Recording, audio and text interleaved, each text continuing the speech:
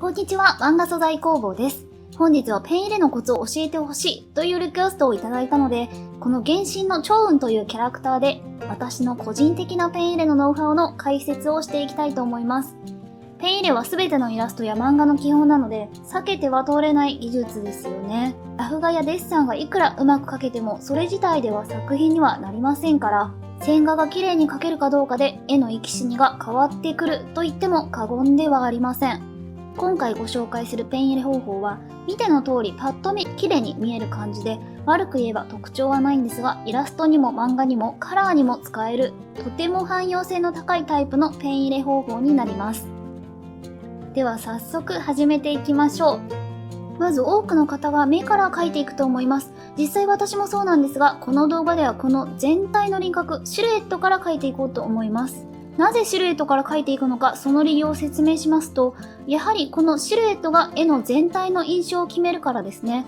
なのでシルエットの線は全体の中で最も太めに描きます。シルエットを太めに取ることで、この物の境目というのをはっきり差別化できるようになるんですね。それに加えて、例えば髪の毛や服などの大きなパーツを気持ち太めの線で描いてあげます。このシルエットとパーツの境目というのが、やはり二次元のキャラやモノクロを描く上ではものすごく大事なんですね。例えばカラーの場合は境目が色で分けられているので、パッと見でその絵のパーツの境目、例えば背景やキャラクターやキャラの髪などの境目が一瞬でわかるんですけれど、これがモノクロになると色で差別化できない分、線で判別するしかないので、線の太さを狙って描き分けることがものすごく重要になってきます。例えばキャラも背景も同じ太さで描いてしまうと、キャラクターが背景に埋もれてしまうので、一体何が起こっているのか見る側が混乱してしまうわけです。キャラ単体でもそれは同じことで、最初にシルエットと大きなパーツを太めに描いてあげることで、シルエット内部のキャラクターの造形をパッと見でクリアに見せることができるわけです。線画の太さをきちんと描き分けてあげると、それだけで絵が整然とするので、ベタやトーンを過剰に貼ってごまかす必要もなくなり、時間短縮にもつながるので、この輪郭とパーツの線を最初に描く方法は全てにおいて効率的なんです。そしてこの線をきれいに引くというのが課題ですが、一般的に引きやすい方向とされているのは、縦の方向で上から下に向かって引くことです。なので紙やキャンバスは都度くるくると回してあげるのが望ましいです。そしてクリスタのベクターレイヤーについてご存知の方も多いと思いますが、このように比較的クリアな線で下絵の準備ができて、かつロングストロークでペンを入れる方には、ベクターレイヤーが最もおすすめです。なぜかというと、ベクターレイヤーは後で線画の太さを変えたり、線画そのものの形を引っ張って伸ばしたり、後々の修正が自由にできます。そしてベクターレイヤー専用の消しゴムツールがあって、狙った線や飛び出してしまった線をワンタッチで消したり、とにかくあらゆる時短と修正の性能が優れています。デジタルの強みを最大限に活かすツールなので、気になる方はぜひ調べてみてください。逆に下絵の線が多く粗めで、消しゴムで細かく修正しながら短い線を重ねるタイプの方は、ベクターレイヤーとの相性が悪いのでラスターレイヤーを使いましょう。基本的にシルエットを最初に描いていきますが、このようにシルエットだけを取るとパーツの立体が崩れちゃいそうだなという場合は、優先してパーツの輪郭を取ってしまいます。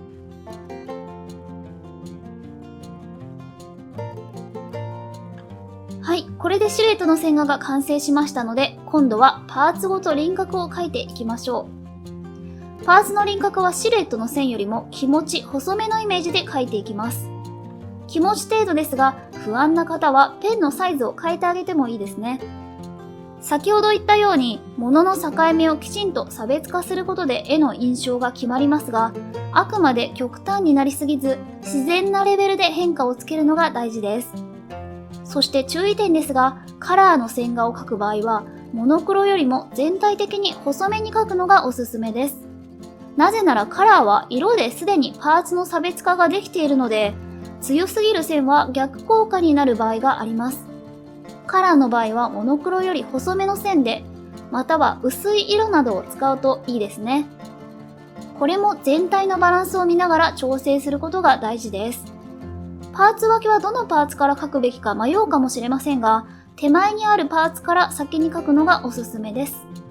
手前と奥を分けて考えることで、やはり物の奥行きとか遠近感にも影響してきます。まずはパーツごとにがっつりと分けて、細かいパーツは後で考えます。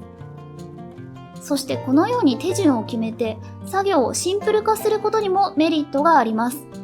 やはり最初に細かいところに集中してしまうと、絵の全体や密度やバランス、そして時間配分が読めなくなってくるんですね。でも全体を通して作業内容と手順を一定化することで、一箇所に集中して全体のバランスを損なうなんてこともなくなるので、仕上がりが毎回安定しますし、無駄な作業を減らして結果的に時短にもなるので、全体をまんべんなく仕上げていくというのは本当に効率がいいんですね。まずは全体のシルエットを描き、次にパーツ分け。パーツは手前にあるものから描いていき、線の太さはシルエットを太く、パーツ輪郭内部の装飾の順に細く描いていくのが基本です。こういう複雑な装飾なども最初にシルエットからのパーツ分けをしてあげれば、複雑さに惑わされることもなく落ち着いて描けるんですね。このように手前のパーツを見つけ次第、次々と優先的に描いていきましょう。はい、ようやく全体のパーツが描けましたので、次は細部の線画作業に移ります。シルエットとパーツが線の主役なら、細部の線はあくまで脇役ですので、この全体の線よりも細めを意識して描いていきます。このように線の太さを描き分けることが全体のメリハリに大きく影響してきます。ペンタッチは人それぞれなので、一見して同じ太さの線で線画をきれいに描く方もいますが、それが綺麗で魅力的に見えるのならば、細部にあらゆるテクニックが詰まっていると考えるのが妥当でしょう。決して無計画にやって到達できるものではないので、注意して見てみましょう。細部の線を描く前にキャラクターの目を描きます。この目は絵の最大の主役と言っていいので、割と強調して描いてあげるといいですね。この辺は好みで、仕上げ方は人それぞれかと思いますが、ここではシルエットと同じように太めの線で描いていきましょう。はい、目以外のパーツは控えめにして顔の線画が完成しました。実はここまで見て勘のいい方はお気づきかもしれませんが、この一本一本の線は決して単調な線ではなく、意図的に強弱のメリハリをつけています。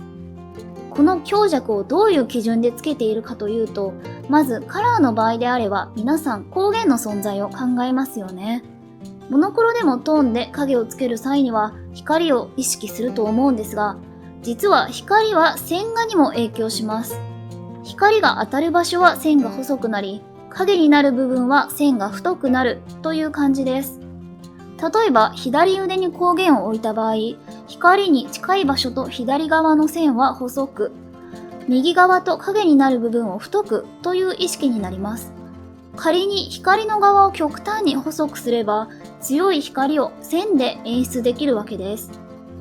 この絵では本当に気持ち程度なんですが、そのような原理で光源を考えて線の太さを調整すると、光を感じさせる線画を狙って描けるようになります。逆にこういう風に物が折り重なっているところは、このように若干太くしてあげることで、影と物の立体感を線画だけで表現できるので、光と影のテクニックを覚えておけば全体のバランスがよりクリアになるんじゃないかと思いますね。こういうところも影になる部分ですが、どの程度を太くするかというのは個人の好みや雰囲気次第なので何とも言えないんですが、慣れないうちはやりすぎない程度が無難かなと思いますね。自在に調整できるよう、まずは経験を重ねていきましょう。そしてあとはこの線の折れ目の部分ですね。ここも物が重なって影になりやすい部分なので、気持ち墨だまりを作ってあげると雰囲気が出るんじゃないかと思いますね。そしていよいよ最後のパーツ内部の線画に入りますが、これまでと同じ太さで描くとメリハリがなくなるので、よほど強調したい部分以外は一回りも二回りも細い線で描いていきます。こんな感じで細めの線を意識して描いていきます。パーツをベクターレイヤーで描いておくと、髪の毛の毛先を追加した時に後転消去が使えるので便利です。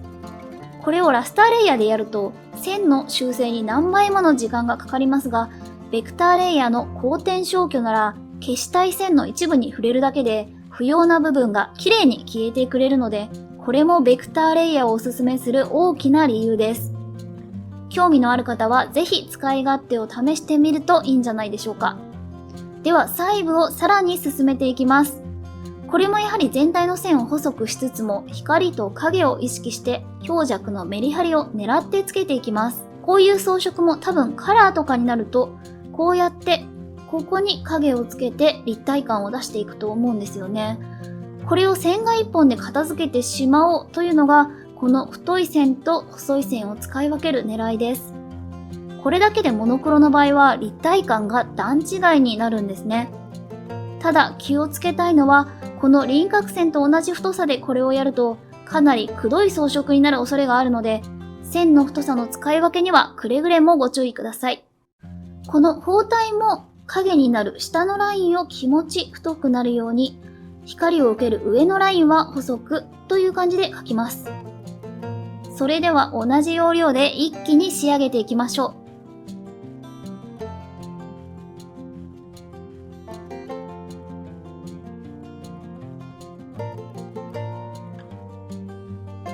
こういうところも断然ベクターレイヤーに軍配が上がりますね。これは直線ツールとベクターレイヤーでやれば3、4倍の速さで終わります。私が原神の漫画を描くとしたら、この神の目は速攻で素材にしますが、とりあえず今回は全部フリーハンドでやっていきます。こういう金属にはちょっと厚みが欲しいかなと思うので、細い線で立体を入れていきます。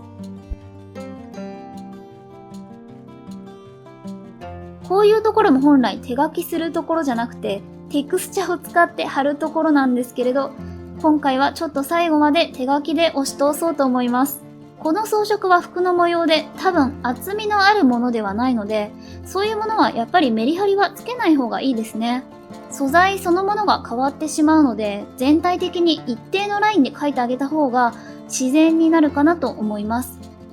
この模様は薄い色なので、線画にせずトーンだけで表現した方が忠実な気もします。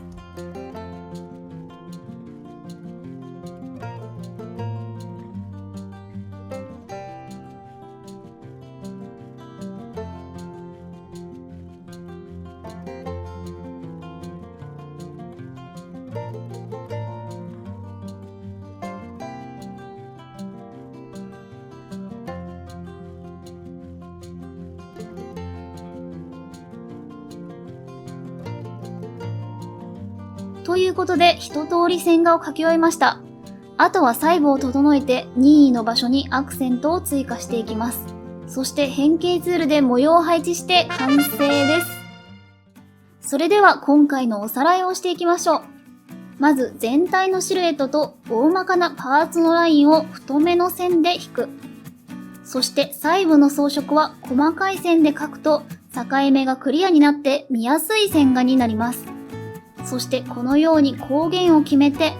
光が当たる部分はこのように線を細く、影になる部分や物の重なりは太い線で描くと、光と立体感を感じさせる線画になります。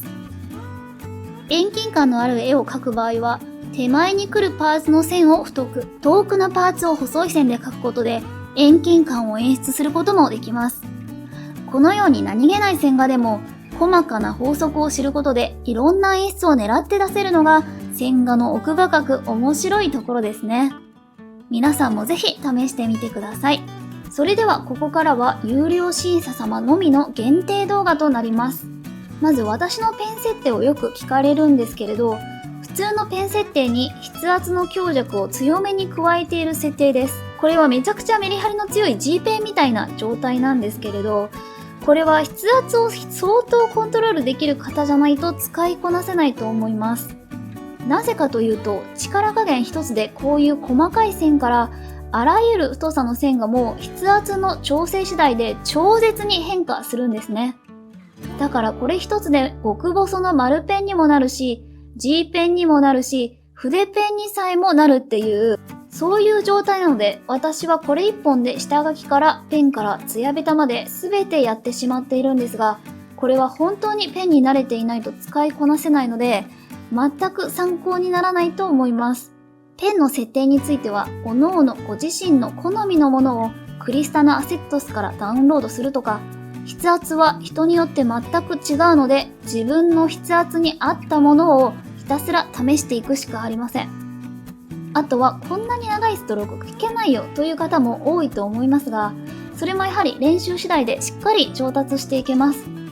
私がおすすめするテクニックの練習法としては、まずはこの入りと抜きを自由自在にできるようになることが一つ。抜きと入りを交互にやってみましょう。これがまず第一のステップになります。そして地味ではありますが、細い線と太い線を交互に繰り返す練習。これを延々とやり続けることで、筆圧のコントロールというのはどんどん鍛えられていきます。あとはやっぱりこの掛け編みの練習とかもいいですね。こうやってくるくる紙を回していくと、自分がまっすぐ線を引きやすい角度がわかるので、その角度がロングストロークに最適な角度になります。掛け編みは同じ太さで、なおかつ等間隔で線を引く訓練にもなるので、地味ですが有効な練習方法です。私も昔延々とやっていました。あとはこの入り抜きの応用で、曲線で入り抜きをする練習ですね。入りと抜きをやはり交互に行います。ゆっくりでいいので何度も繰り返し行ってみましょう。この練習に慣れたら今度は曲線をさらに急角度にしてみたり、徐々に難易度を上げていきます。さらに慣れていったら、この両端を入り抜きにしていくといいですね。難しければまずは直線からで OK です。両端を隅田丸にするのもいいですね。それに慣れたら曲線にまた挑戦していきます。入り抜きとダマを交互に繰り返し、地味ですがこういう練習を日々積み重ねると徐々に筆圧を自在に操れるようになりますよ。そしてそれにも慣れたら一連の練習をロングストロークで行ってみてはどうでしょうか。こればかりはもう本当に一朝一夕で上手くなれるものではないので、繰り返しやっていくしかないですね。あと実践的な練習方法としては、こういった自分の好きなキャラクターをトレースしていくという方法ですね。こういった線がクリアなものはとてもやりやすいと思います。あとは理想の作家さんのペン画をトレースするのもいいですね。線の強弱がどうなっているかを分析しながらコピーすると得るものがたくさんあると思います。そして最後に時短用の裏技なんですけれど、私はこのパーツの太い線と内部の細い線は実は別レイヤーで分けて描いていたんですね。こうすることの利点というのが、例えば髪の毛とかを細かく描いてしまった後にトーンを貼るのって結構めんどくさいんですよ。一応クリスタには軽量域フィルという囲って塗りつぶすツールがあるにはあるんですけれど、これ私の設定が悪いのか狙っていないものが塗りつぶされたり、少しでも線が途切れていると塗れなかったり、何度も繰り返す労力がなかなか大きいんですね。なのでこうやってレイヤーを分けてあげることによって中身の線画を消してしまえばそのままバケツで塗りつぶせるんですよ。これなら自動選択ツールで選択範囲も取れますし、塗りつぶすのも軽量域フィルよりもずっと楽なんですよね。塗りつぶしが失敗したところについては軽量域フィルが狭い範囲にうまく機能してくれるのでかなり時短になります。そして内部の線画を表示すれば見栄えもいい感じになります。特に漫画のように大量作画の作業にはワンクリックの時短が大きく影響してくるので、私は漫画を描くときはパーツは必ずベクターレイヤー、中身はラスターレイヤーで分けて描いています。ただこれ同じ色で描いてしまうとレイヤーを間違えてごちゃごちゃになるので、こうして2つのレイヤーの色を分けてあげると間違えることはまずなくなります。特に漫画を描く場合、このやり方でトーン貼りが圧倒的に楽になったので、気になる方はぜひ試してみてください。以上、ペン入れ解説の動画でした。いつもご支援をいただき本当にありがとうございます。最後までご視聴いただきありがとうございました。